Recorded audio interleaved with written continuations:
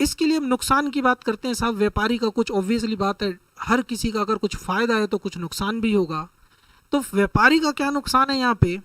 तो बोला गया व्यापारी का एक नुकसान तो ये है कि जो व्यापारी मंडी तक अपने मोनोपोली क्रिएट करके बैठे थे, उनकी पहले तो मोनोपोली टूट गई, ख़त्म हो गई। हमने ये प्रीवियस वीडियो में देखी थी बात कि उनकी मोनोपोली ख़त्म होने की वजह से उनको जो है परेशानी है उन व्यापारियों को। और दूसरी एक सबसे बड़ी परेशानी क्या है कि अगर जो है, दूसरी परेशानी की बात क्या है कि बाय चांस एक बड़ा प्लेयर आ गया मार्केट के अंदर, तो छोटा व्यापारी बड़े व्यापारी का माल साथ कंपटीशन नहीं कर सकता। आप इसको ऐसे समझे, सपोज ये फार्मर है, ठीक है, जस्ट ट्राई टू अंडरस्टैंड। ये एक किसान है, किसान के पास दो ऑप्शन है। किसान के पास एक सपोज रिलायंस खड़ा है सामने, और एक इसके पास रमेश खड़ा है कोई। और रमेश है सपोज करो कोई एक आम व्यक्ति है जो उसी के गांव में रहने वाला है, या वैसे एक नॉर्मल ट्रेडर है।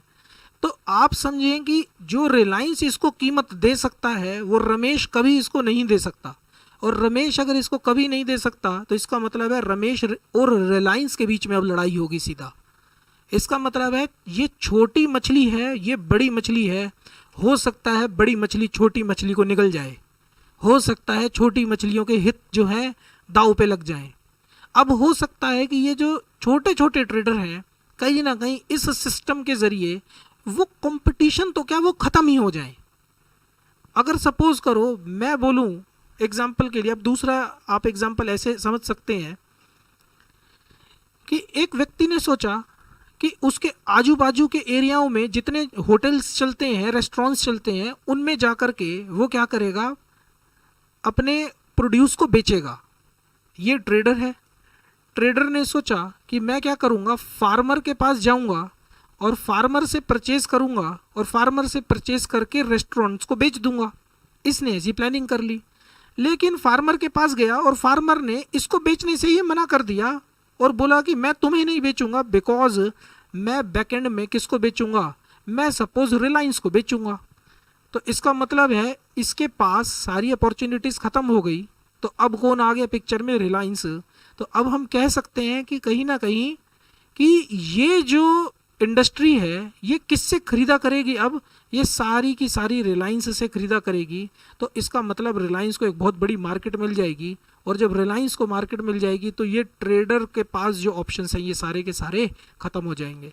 तो इसीलिए बोला जा रहा है कि एक इसके लिए नुकसान की बात है कि competition between the small traders and big traders होगा।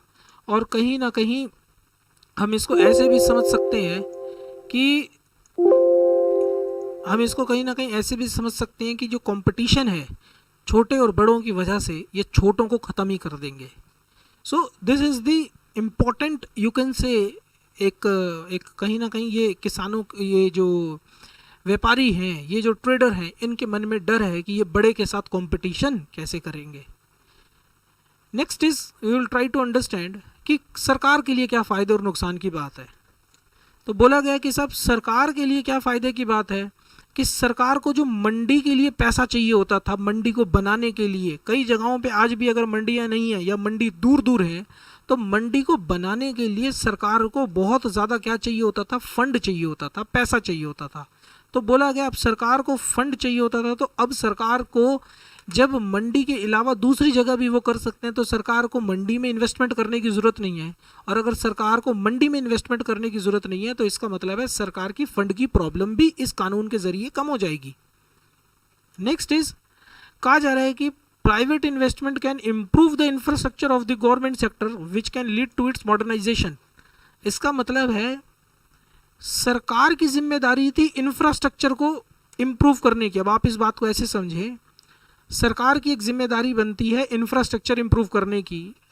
अगर अब सरकार इम्प्रूव नहीं कर पाती या इंफ्रास्ट्रक्चर डेवलप नहीं कर पाती तो अब प्राइवेट सेक्टर कुछ आएंगे और वो इंफ्रास्ट्रक्चर डेवलप कर जाएंगे।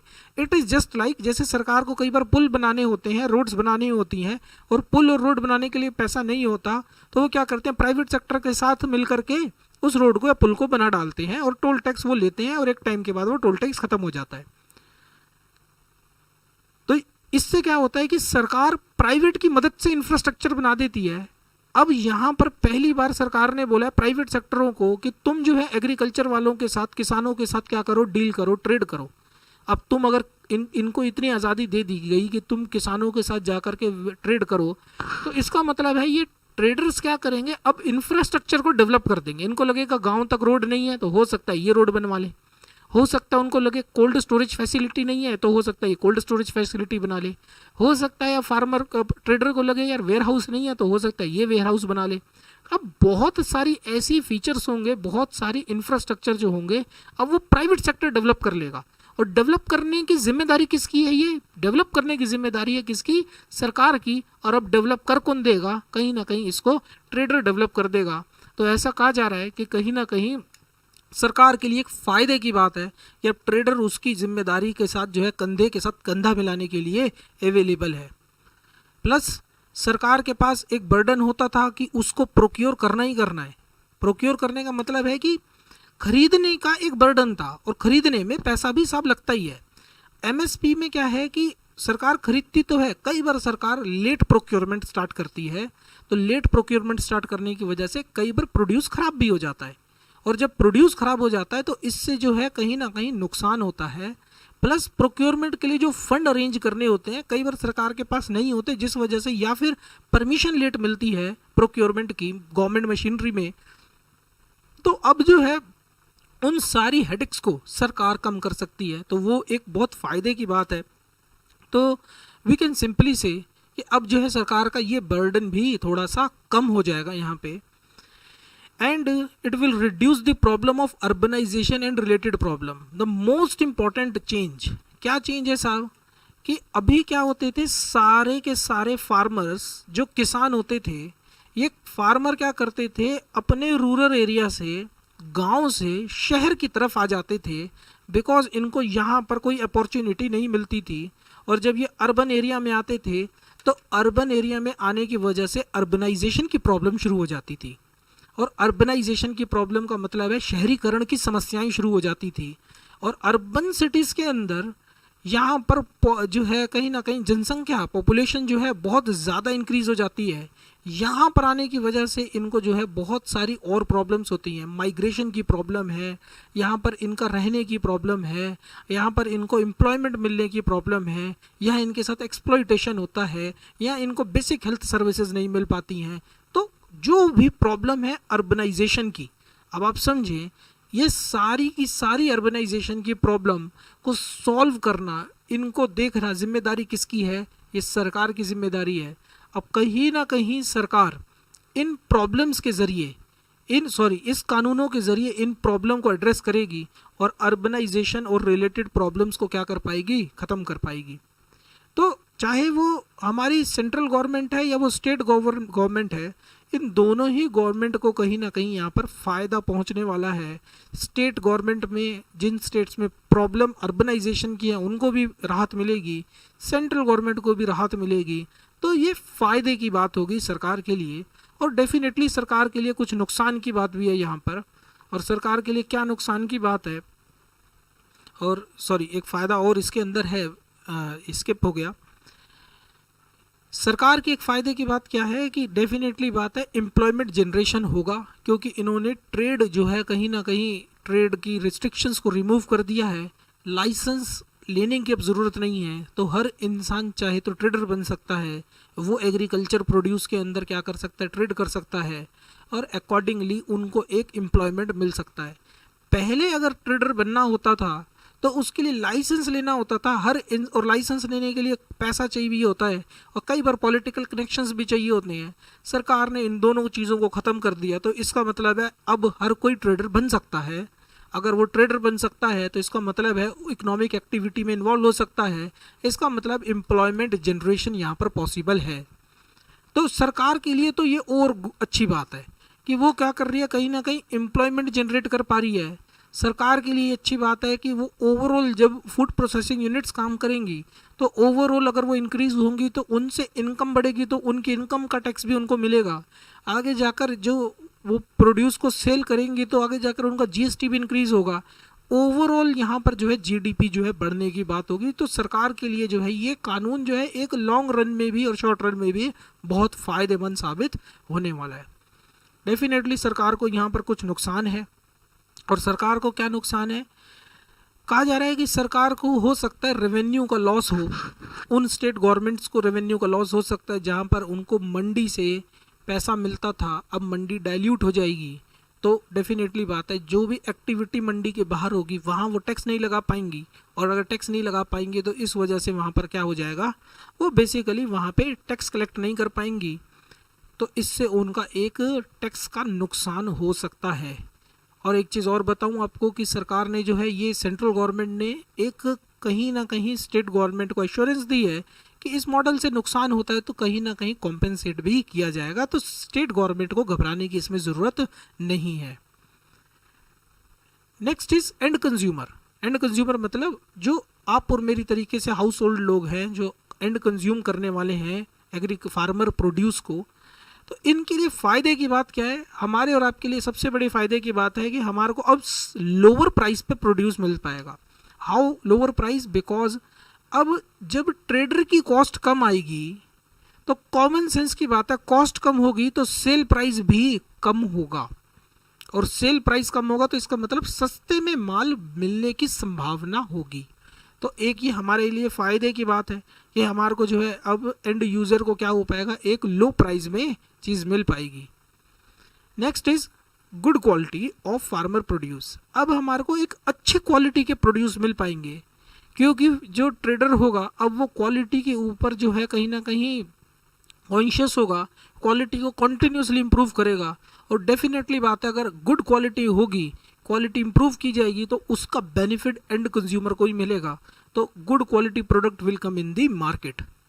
एंड डेफिनेटली यहाँ पर जो है एक, जैसे मैंने बताया था कि दो स्टेट्स के बीच में एक स्टेट में जो है प्रोड्यूस नहीं है और दूसरे में है, और ट्रेडर उसको भरपाई कर देता है, तो उसकी वजह से कहीं ना कहीं एंड कंज्यूमर को प्रोडक्ट जब अवेलेबल हो जाएगा, अवेलेबल होने की वजह से उसको जो है सस्ता चीज़ मिल जाएगी, और सस्ता होने की वजह से कहीं ना कहीं उसको फ़ायदा होगा।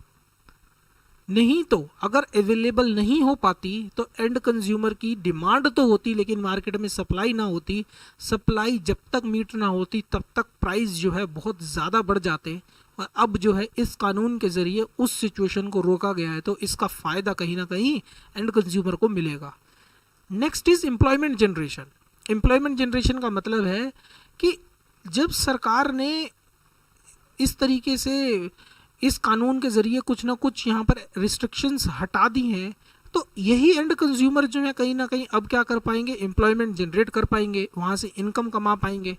तो अल्टीमेटली देखा जाए एंड कंज्यूमर के लिए भी ये फ़ायदे की बात होगी। नेक्स्ट इज़ इसके नुकसान की बात क्या है? एक ही बस नुकसान की बात है कंज्यूमर के लिए कि बाय चांस अगर सरकार ने इसको रेगुलेट नहीं किया, इसको पूरी की पूरी मार्केट को रेगुलेट अगर नहीं किया ठीक से, और उस सिचुएशन में बाय चांस प्राइस राइज हो गया, तो उस सिचुएशन में जो है कंज्यूमर को नुकसान हो सकता है।